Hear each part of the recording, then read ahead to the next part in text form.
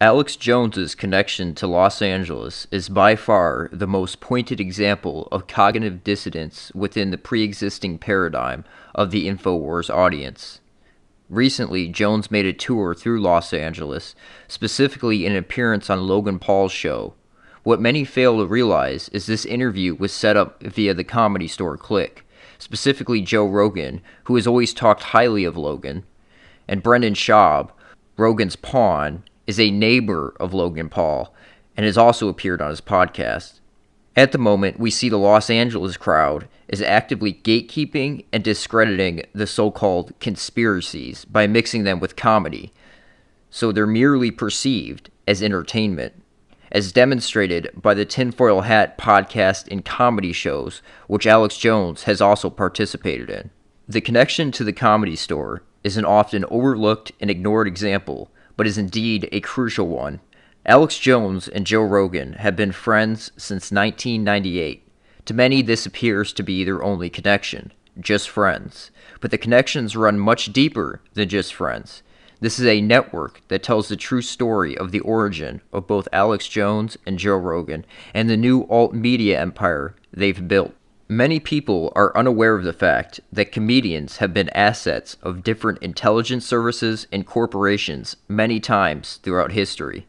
I want to give you an example of a very brief rundown of a couple different comedians and their applications outside of comedy.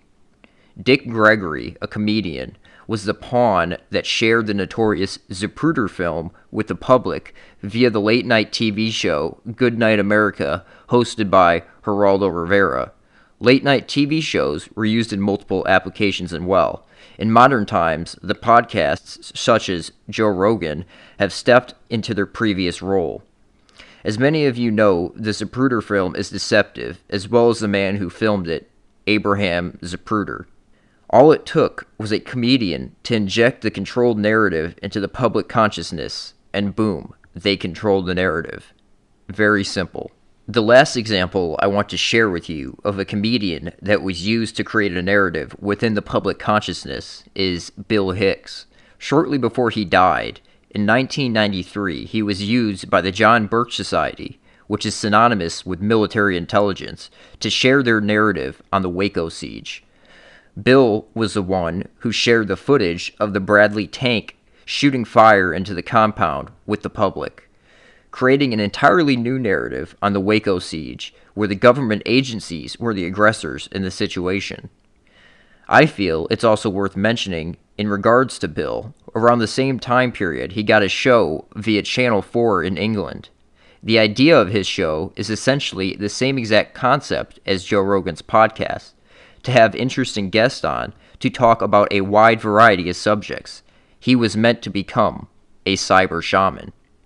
His first scheduled guests included people such as Noam Chomsky and Terence McKenna.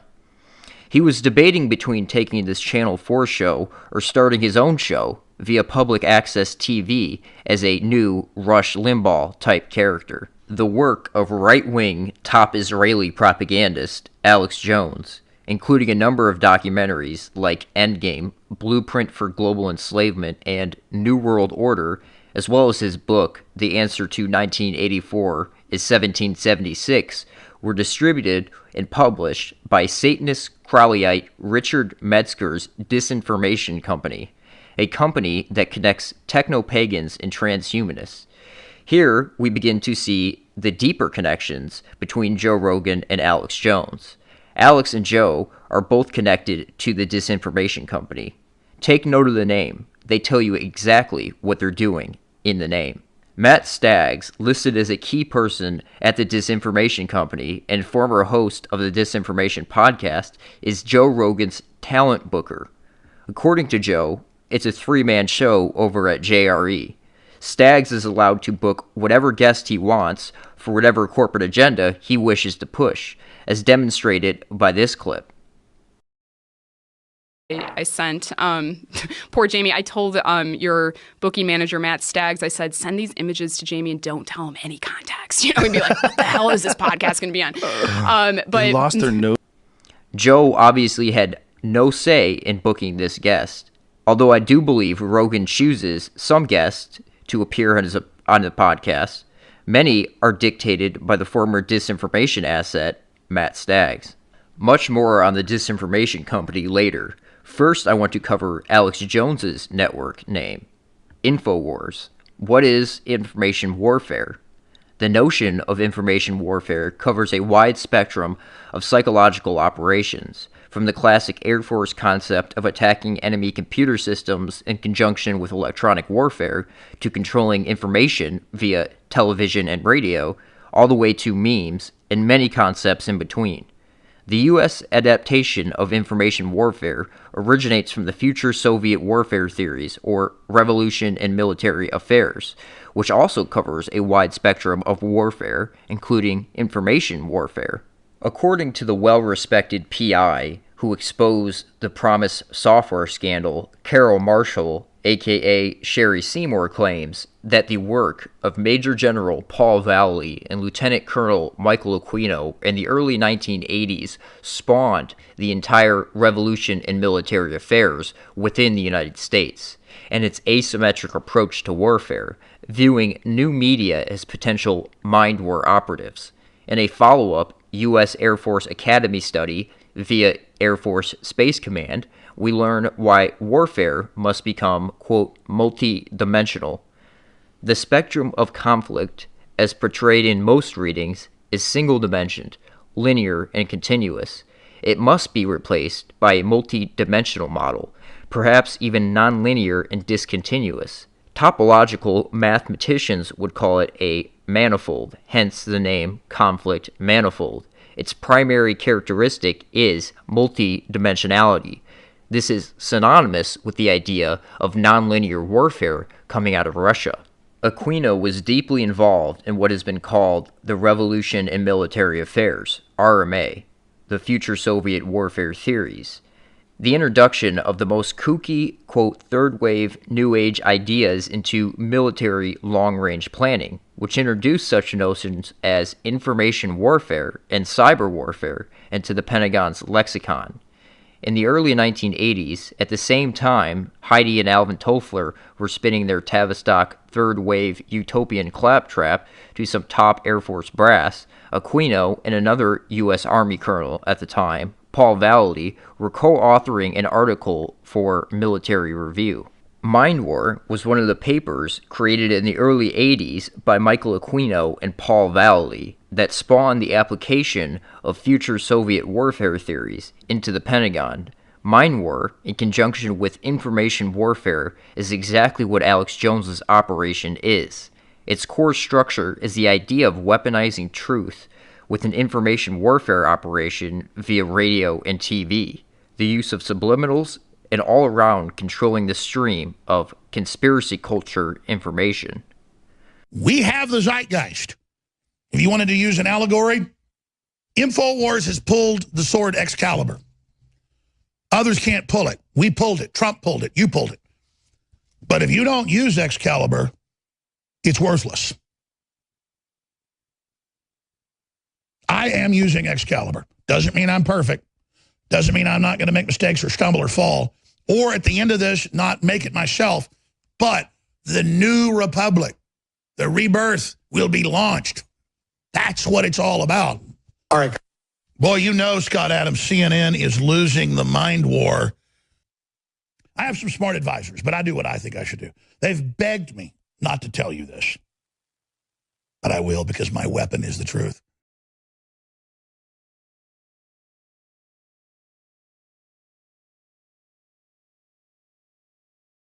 Even people I've hired over the years who are great folks who went to normal school for this go, well, let's use subliminal to help people. And I've got to constantly say, well, that's a second long. It's not completely subliminal, but get it out of there. You know, I don't want to go there. Because we're so inculcated with subliminally,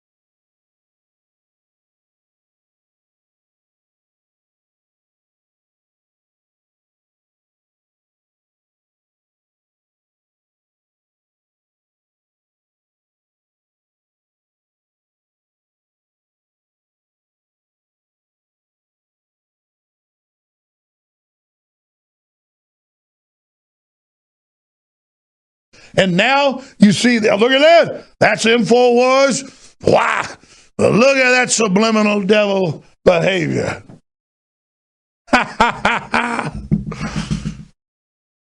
Then they'll say, Mind War, according to Lieutenant Colonel Aquino, was inspired by studies carried out at the Esalen Institute, which was Soviet-dominated as well, and the origin of much of the New Age culture, which ties in perfectly with the disinformation company agenda. Endgame, an Alex Jones film published and distributed by the disinformation company, is a title borrowed from the previously mentioned Major General Paul Vallely, who is also a staunch Christian Zionist associated with the John Birch Society, who have been gatekeeping the conspiracy culture, weaponizing truth, and excluding Israel at all costs since the 1950s. Major General Vallely is a supporter of the Jerusalem Summit organization, which is all about relocating and resettling Palestinians. It is an advocate for their mission statement, which is, quote, that one of the objectives of Israel's divinely inspired rebirth is to make it the center of the new unity of all nations, which will lead to an era of peace and prosperity foretold by the prophets, which is the whole Supreme Court of mankind, Israel dictating the world from Jerusalem idea, which is the real New World Order. Revolution in military affairs was included in the notorious Project for the New American Century document, and was certainly ramped up post 9/11. As this clip demonstrates, Alex Jones believes it will be a new American century, which really means a new Israeli-dominated American century. It's a sellout to China. The globalists bet everything on China. It's not going to be the Chinese century. It's going to be the new American century. It's going to be the new American century. I want to get into some information about the main man who first introduced the future Soviet warfare theories, revolution in military affairs, and coined the term InfoWars. It is worth covering Aquino's bio because he's certainly one of the most interesting and deceptive military men of modern times, in my opinion. It is also very interesting to see the Zionist Christian, which typically dominates the military, crossover with the Satanist occultism dynamic between Michael Aquino and Paul Vallely, working together, side by side, to introduce radical new Soviet ideas into the Pentagon. After a year with the 1st Squadron, 17th Cavalry, 82nd Airborne Division, Michael Aquino completed the PSYOP officer course at the John F. Kennedy Special Warfare School at Fort Bragg, in which he was among select students cross-trained with Concurrent Special Forces officer course. During 1968 to 1970, he was assigned to the 6th PSYOP Battalion, 4th Group in Vietnam. As HA Command and Control Team Leader, he was responsible for both tactical teams in combat operations and audio-visual teams in civil operations and Revolutionary Department Support program, and he flew numerous PSYOP air support missions throughout Corps Tactical Zone with both U.S. Air Force and Army aviation.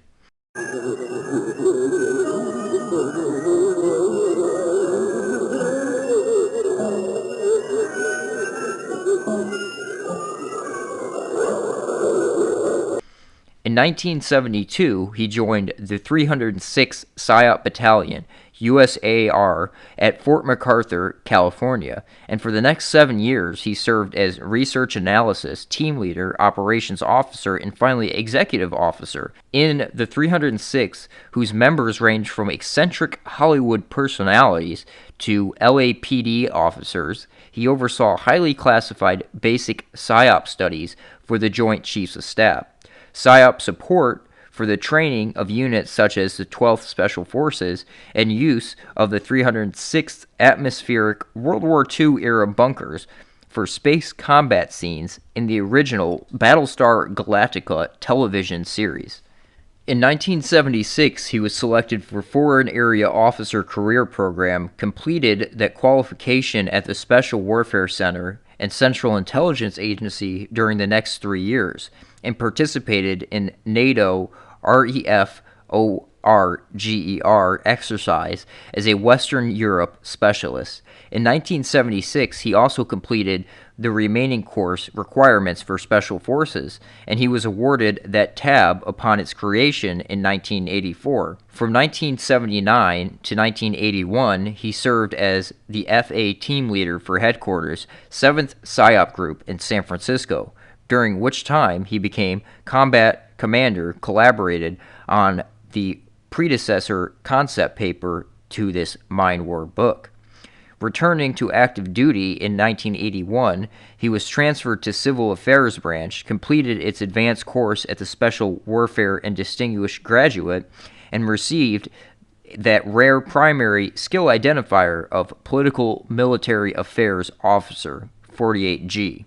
In this capacity, he was sent to the State Department Foreign Services Institute and the Defense Intelligence Agency for attaché qualifications, completed the Military Intelligence Officer Advanced course at Fort Hanucha. In 1986, he was reassigned to Military Intelligence Branch. In 1986 to 1987, he was the sole USAR officer selected to attend the Industrial College of the National Defense University.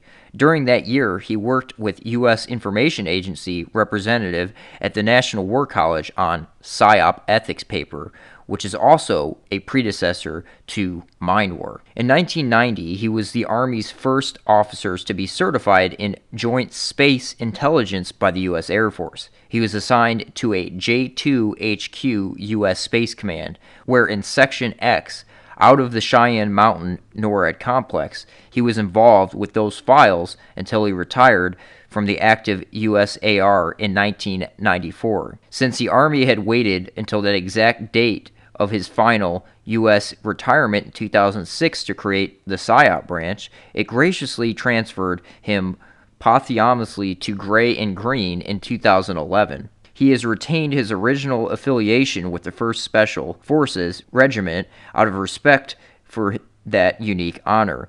American decorations include Bronze Star, Meteorist Service Air Medal, 3 Army Commendation Medals, 2 Air Force Reserve Attachment Medals, Parachutist Badge, Special Forces Tab, and U.S. Air Force Space and Missile Badge. Vietnamese decorations include Gallantry Cross, Psychological Warfare Medal, and Air Services Medal. Academically, he received the Ph.D. in Political Sciences from the University of California in 1980 and the M.P.A. in National Resources Management from George Washington University in 1987. He taught as an adjunct professor of political science at Golden Gate University from 1980 to 86. Professionally, he is a member of the Special Forces, PSYOP, Civil Affairs, Foreign Intelligence Officer, Air and Space Missile Defense Associations. After the conclusion of his U.S. government service, the Constitution permitted him to be recognized by Scotland's Lord Linden King of Arms as the current Baron of Regé. Lieutenant Colonel Aquino's occult bio is equally as important, given how the Disinformation Company ties in with the same exact occult networks. In 1969, Aquino joined Anton LaVey's Church of Satan and rose rapidly through the group's ranks after meeting LaVey in San Francisco. In 1970, while he was serving with the U.S. military during the Vietnam War, Aquino was stationed in South Vietnam, where he authored a tract entitled Diablicon. In this tract, teachings about the creation of the world, God, and humanity are presented. As in the dualistic idea that Satan complements God, the character of Lucifer is presented as bringing insight to human society, a perspective that was inherited from the depiction of Lucifer in John Milton's 17th century epic poem, Paradise Lost. By 1971, Aquino was ranked as Magister of Caverns of the 4th degree within the group's hierarchy, was the editor of the publication The Cloven Hoof, and sat on the governing council of 9. In 1973, he rose to the previously unattained rank of Magister of Temple of the 4th degree. According to the scholars, Aquino had become LaVey's right-hand man. He nevertheless developed concerns about the Church of Satan, feeling that it had attracted many, quote, fad followers, egomaniacs, and assorted oddballs whose primary interest in becoming Satanists was their flash to membership cards at cocktail parties. When in 1975, LaVey abolished the system of regional groups, or grottos, and declared that in the future all degrees would be given in exchange for financial or other contributions to the church, Aquino was disenfranchised. He resigned from the organization on June 10, 1975. While LaVey seemed to have a pragmatic, practical view of the degrees of the satanic priesthood, intending them to reflect the social role of degree holder within the organization, Aquino and his supporters viewed the priesthood as being spiritual, sacred, and irrevocable. Having departed the church, Aquino embarked on a ritual intent on asking Satan for advice what to do next. According to his account, at midsummer 1975, Satan appeared to him and revealed that he wanted to be known by his true name, Set, which had been the name used by worshippers in ancient Egypt. Aquino produced a religious text, the Book of the Coming Forth by Night, which he alleged has been revealed to him by Set through a process of automatic writing. The book proclaimed Aquino to be a magus of the new aeon of Set, and the heir to LaVey's, quote, infernal mandate. Aquino's book, Coming Forth by Night, makes reference to the Book of the Law, produced by the occultist Aleister Crowley in 1904, which provided the basis for Crowley's religion, Thelema. Aquino presented himself as being as much of Crowley's error as LaVey's, and Aquino's work would engage with Crowley's writings and beliefs far greater than the extent of LaVey ever did. In establishing the temple, Aquino was joined by other ex-members of LaVey's church, and soon Setian groups, or pylons, were established in various parts of the United States. The structure of the temple was largely based on those of the ceremonial magical orders of the late 19th century, such as the Hermetic Order of the Golden Dawn and Ordo Templi Orientis. Aquino's association with the Church of Satan and Anton LaVey, who's really Jewish, his real name is Howard Staton Levy, is an extremely important connection, especially given how this culture ties in exactly with the disinformation company. The Church of Satan is really a Jewish front for Jewish mysticism. When the Satanic Bible was released, LaVey shared it with Asaph Dayan, son of Israeli Defense Minister Moshe Dayan, who proclaimed it perfectly suited for the conditions in Israel. This gives a whole new insight to the concept of the synagogue of Satan. It's also worth mentioning LaVey's Jewish-based satanic cult is way more influential in Hollywood than you would ever imagine. Think of it in terms of Scientology, which is also rooted in Thelema, which Joe Rogan is also associated with. It's a way to rope the Goy and Shiksa actresses and actors into the cult while utilizing mind control and abuse. Joe Rogan has attended Anton LaVey's grandson's satanic wedding. Rogan's view of religion and his philosophy of life is essentially one of a Satanist, regardless of if he publicly declares it or not. Back to the dubious disinformation company. Richard Metzger was the host of the TV show Disinformation, the Disinformation Company, and its website disinfo.com, featuring the tagline, "Everything you know is wrong," that focused on current affairs, titles, and seeks to expose alleged conspiracy theories, occultism, politics, news oddities, and purported disinformation. Metzger admits that from an early age he identified himself as a, quote, warlock, and that through a careful study of Kenneth Anger's work, through his influence, in part, I continued to move forward, combining my career ambitions of working in film, television, and publishing my private magical interests. Anger, the notorious producer of Crowley-inspired underground films, was a key figure around which swirled the network of Laurel Canyon musicians, occultists, and members of the Manson family and the Church of Satan. Ultimately, Metzger considers the Disinformation Company to be a, quote, magic business, and explains, magic, defined by Aleister Crowley as the art and science of causing change in conformity with will, has always been the vital core of all the projects we undertake at the Disinformation Company. Whether via our website, publishing activities, or our TV series, the idea of being able to influence reality in some beneficial way is what drives our activities. I've always considered the Disinformation Company and our various activities to constitute a very complex spell. Aleister Crowley was an open child molester. He promoted child molestation as one of the most potent forms of magic. Crowley's satanic thelema occultism is rooted in Jewish mysticism. It is the origin for most modern occultists and is also extremely prevalent in Hollywood. In addition to Alex Jones, the Disinformation Company has also been responsible for a number of apparently established critical or conspiracy-inclined documentaries, such as Outfoxed Rupert Murdoch's War on Journalism, Uncovered: The Whole Truth About the Iraq War, Bush Family Fortunes, The Best Democracy Money Can Buy, Walmart, The High Cost of Low Price, Iraq for Sale, The War Profiteers, Slacker Uprising, a movie of Michael Moore's tour through colleges in swing states during the 2004 election, as well as 9/11 Press for Truth, 9/11 Mysteries, and 9/11 Mysteries. Disinformation, also known as Disinfo Nation, was a television show hosted by Metzger, which aired for 2 seasons on Channel 4's Late Night for Later programming block in the UK. Channel 4 is synonymous with the Disinformation Company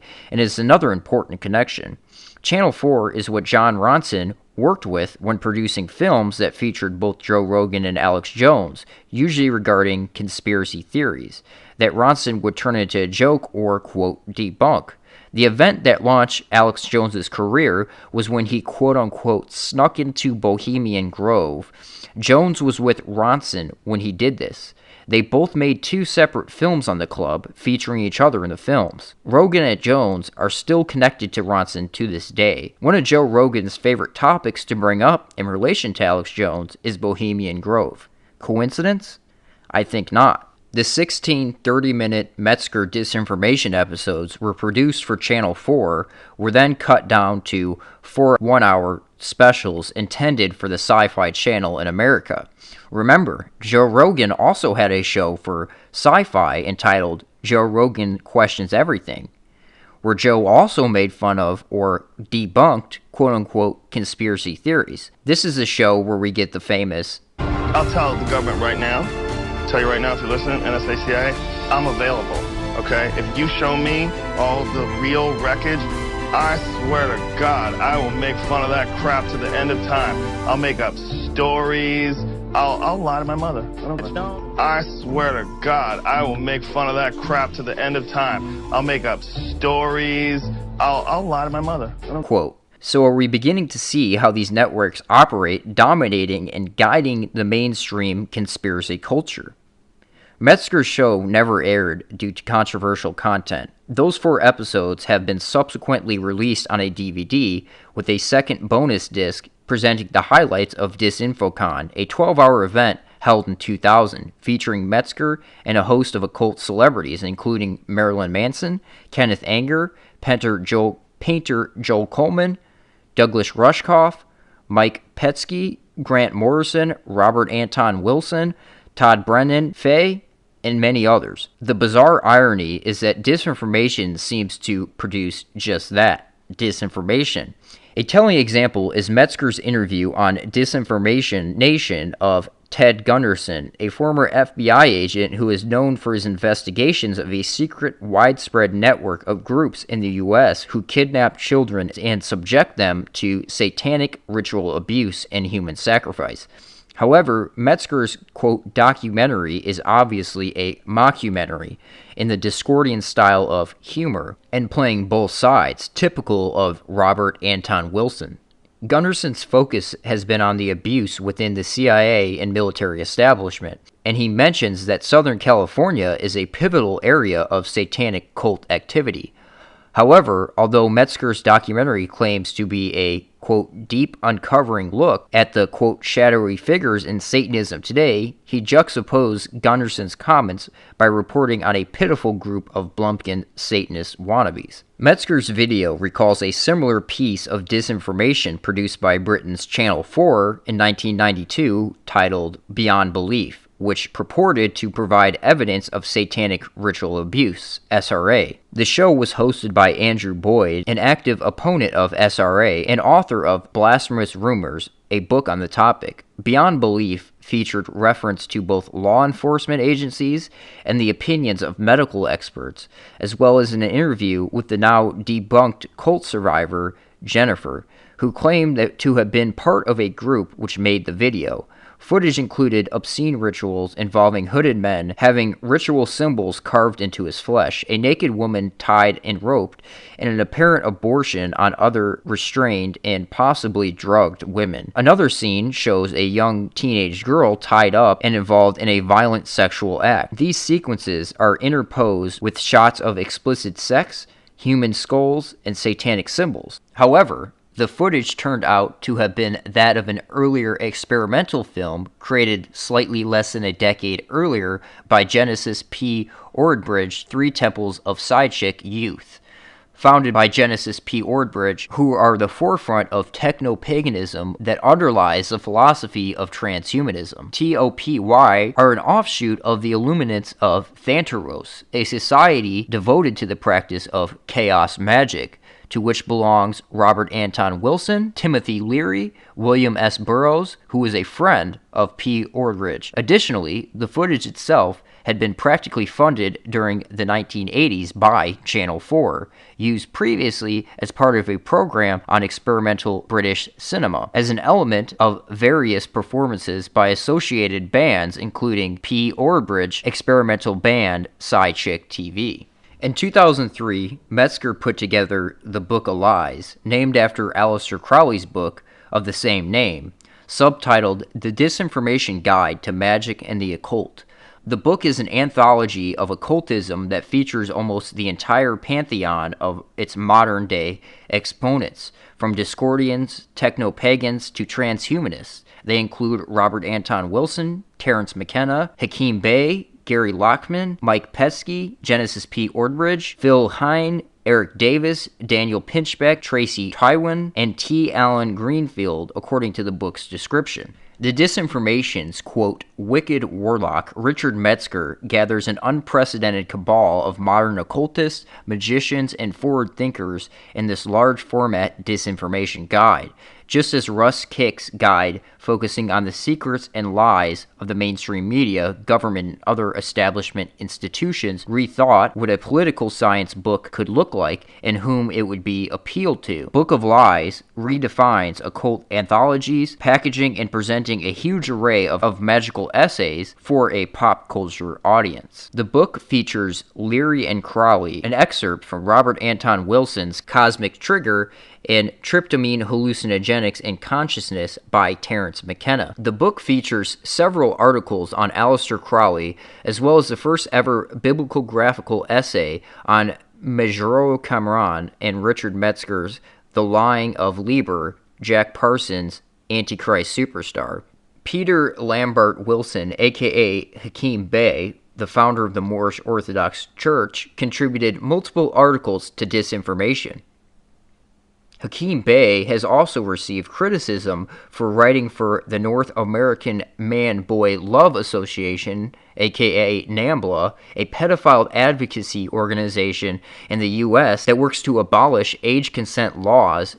Bey was also associated with fellow NAMBLA supporter Harry Hay, who is considered the founder of the gay liberation movement. He's also the founder of the Machine Society, the first sustained gay rights groups in the United States. Hay was also a practitioner of Crowley's sex magic and was also a member of the Epigay Lodge in Los Angeles under W.T. Smith, where he was hired to play the organ for the OTO's Gnostic Mass. There are many more occultist connections to the Disinformation Company. I could go on for another hour listing these, but I want to keep this video somewhat short and wrap it up with a little segment on libertarianism, which also ties in with these same occult networks, as we see demonstrated by Alex Jones's connection to the Disinformation Company. Alex Jones shares a belief with the Satanist libertarianism, which is effectively its founding on the satanic tent of do what thou wilt. Ultimately, however, the libertarian movement in the United States is a front for the CIA and World Bank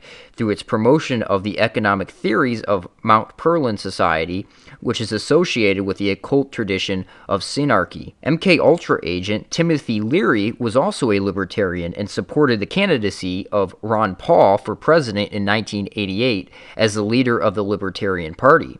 A floppy disk was sent out as an invitation to a Ron Paul fundraiser hosted by Timothy Leary at his home in Benedict Canyon, which included the following message from Leary. Thank you for joining me today in support of Ron Paul and the Libertarian Party. As we enter these closing years of the roaring 20th century, we're going to see personal computers enhance our lives in ways we can scarcely imagine. Fellow cyberpunk Chuck Hamill has helped me assemble a collection of bits and bytes that you may enjoy, if you're wise. Digitize. Alex Jones admires the theories of Murray Rothbard, a student of one of the leading members of Mount Perlin, Ludwig von Mises, who also supported the clergy plan via a grant from the Rockefeller Foundation. Rothbard was also a co-founder of Charles Koch Foundation in 1979, with one of the infamous Koch brothers, Charles, chairman, on the board and executive officer of the conglomerate Koch Industries. David Koch ran as a Libertarian vice president candidate in 1980. In 1976, Charles Koch Foundation changed its name to the Cato Institute, which serves as a libertarian think tank headquartered in Washington, D.C. According to the 2011 Go to Think Tank Index Report, Think Tanks in Civil Societies Program, University of Pennsylvania, Cato is number 14 in the top 30 worldwide think tanks and number 6 in the top 50 United States think tanks. Cato also operates libertarianism.org, which features, among others, the writings of Rothbard. Robert Anton Wilson won the Prometheus Hall of Fame Award, designed to honor classic libertarian fiction.